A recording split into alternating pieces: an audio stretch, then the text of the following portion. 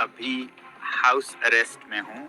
I am under house arrest, actually worse than house arrest. एक lieutenant governor अपना मनमानी करते हैं। मैं तो कहूँगा कि इस यूटी, आज के यूटी से तो हम जम्मू कश्मीर में ही बेहतर थे। इस एग्रीमेंट पर साइन करने को बाध्य करने के लिए हमारे स्कूल के 3 मासूम युवा शिक्षकों को, जिनका कोई दोष नहीं है, थाने ले गए हैं और उनको सताया जा रहा है ताकि उनको बचाने के लिए मैं ये साइन करूं। तो ये हथकंडे हमारे एलजी साहब अपना रहे हैं यूटी प्रशासन को चलाने के लिए।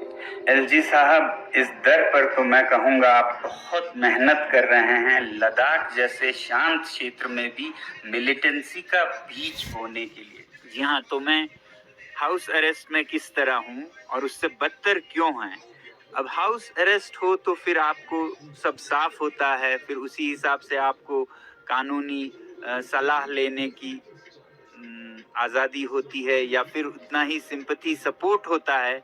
मगर यहाँ ऐसा हालत है कि कहने को मेरी हिफाजत के लिए मुझे हयाल हमारे इंस्टीट्यूट में सीमित किया गया है, मगर मेरा मूवमेंट, मेरा आना जाना सब रिस्ट्रिक्ट किया गया है।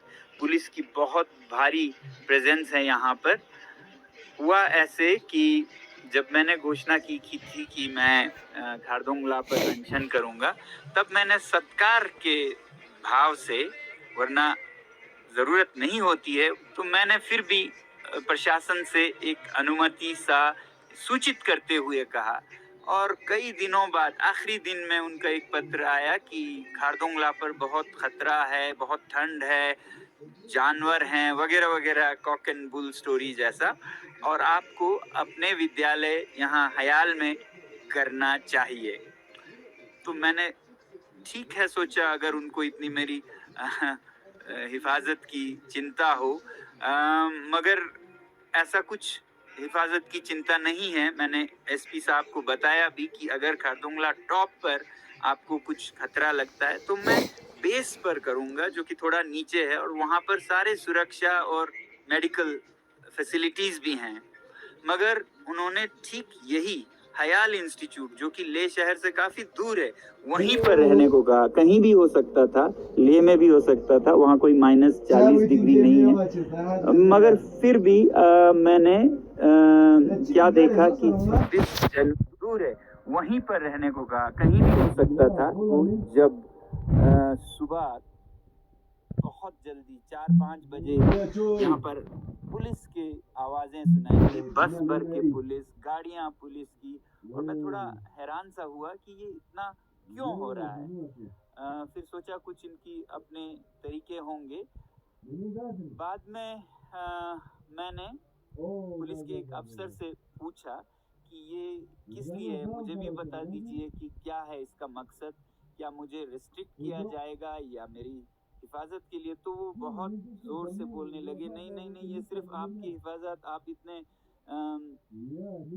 बड़े शख्सियत हैं, आपको हम पूरे हिफाजत से रखना चाहते हैं। उसी तरह हमने एक एसएचओ साहब से फोन करके पूछा और साहब कि क्या ये हमारा मूवमेंट रिस्ट्रिक्ट करना के लिए है, हम कहीं आ जा नहीं सकते हैं। फिर उन्होंने कहा कि नहीं, आपका मूवमेंट रिस्ट्रिक्टेड करने के लिए नहीं है, ये सिर्फ आपके सुरक्षा के लिए। तो मैंने सोचा कि सुरक्षा के लिए है तो कोई खास सीरियस बात नहीं है। तो उसी समय मुझे लेह में जो जोखंग विहारा है, बहुत बड़ा मंदिर है बौद्ध धर्म का, सबसे बड़ा, सबसे पवित्र, तो वहां पर अनशन कर रहे थे सभी लद्दाख के लोग एक दिन का, इस 6 शेड्यूल के मांग के समर्थन में, जिसका अनशन मैंने शुरू किया था। तो वहां से आई संदेश कि आप यहाँ आइएगा, लोग आपका उम्मीद कर रहे हैं, आप इतना कर रहे हैं। तो मैंने सोचा मैं जा सकता हूँ। मैं यहाँ से उस मंदिर परिसर में गया और लोगों के साथ पूजा में बैठा 1-2 घंटे, और उसके बाद जब वो खत्म हुआ पूजा, लगभग 9:30-10 बजे लोग चले गए, और उसके बाद फिर पुलिस के 6-7 कर्मी आके पहले तो मुझसे बहुत विनती करने लगे कि आप ऐसा कैसे आ गए यहाँ पर? वहाँ आपके जो कैंपस में सुरक्षा बल है उनकी तो नौकरी चली जाएगी, हम पे तो बहुत दबाव है, आप चलिए। और फिर धीरे-धीरे वो खींचने लगे, धक्के दे के लेने लगे और यहाँ तक कि उस परिसर का दरवाज़ा बंद था, ताला लगा था, तो वो मुझे दीवार के ऊपर उठाकर कई लोगों ने उठाकर फांद के धकेल के ले गए। देखने की बात ये थी कि 26 जनवरी जिस दिन हमने संविधान अपनाया, उसी दिन इन सारे नियम कानूनों का हनन हो रहा था, चिथड़े-चिथड़े हो रहे थे। पुलिस के जवान बहुत ही विवश और मजबूर नज़र आ रहे थे क्योंकि वो ऊपर के दबाव के कारण सही गलत सब उनको करना पड़ रहा था, वो खुद बहुत परेशान थे।